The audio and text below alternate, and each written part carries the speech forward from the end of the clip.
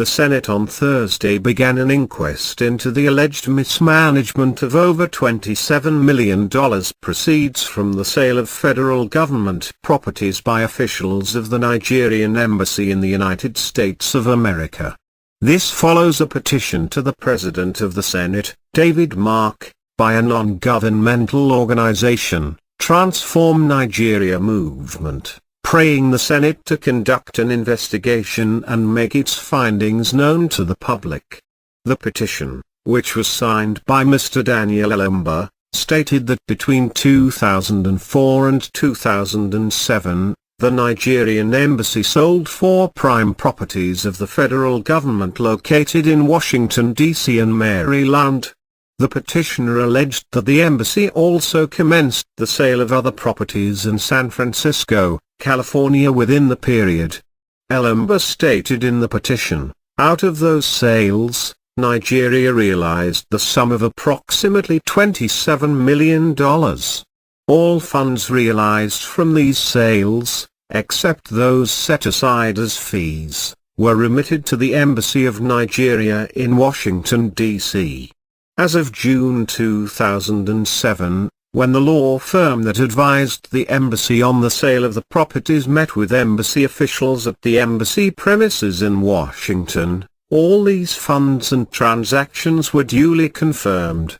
The petitioner also alleged that it was confirmed that the embassy placed the funds in a special account with the M&T Bank in Washington, D.C. and remained in that position after Ambassador George Obiozor had returned to Nigeria after completing his service in Washington. TNM further alleged, surprisingly, the Embassy of Nigeria left the money in Washington partly because it yielded substantial monthly interests, which the embassy officials would never have to account for. Those funds remained in those accounts throughout the tenure of Ambassador Oluwarotimi, then arrived Ambassador Adeola Adefuyi in Washington. When Adefuyi got to Washington, those funds were still lodged in the M&T Bank account intact. Between the time Adefuyi became the ambassador until March of 2012, the millions in the accounts mysteriously disappeared. This became clear when M&T Bank was forced to close the accounts of the Nigerian embassy and to terminate all banking relations with the embassy at the beginning of 2012. The petition had a cover note by the Chief of Staff to the President of the Senate, Anthony Manzo, urging the Senate Committee on Foreign Affairs to treat it.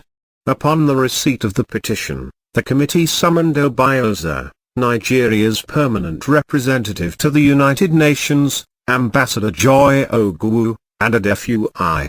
The chairman of the committee, Senator Matthew Nwagwu, while addressing the ambassadors on the purpose of the investigation, said it was to unravel the mystery surrounding the management of the funds.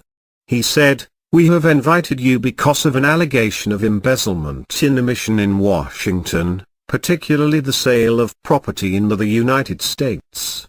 It was alleged that the proceeds of the sales have been squandered by certain officials. Our job here is to give you a chance to address the committee and tell us what you know about the property sale, management and administration of the accounts, while you were in office. The committee has got a petition and we are not taking it on its face value. We want to give the ambassadors opportunities to explain their own roles. We are not a court of law, we are not going on a trial, we are doing this for posterity and to keep the records straight, and I am sure most of you will be happy that we have invited you to have the opportunity to clarify the matter."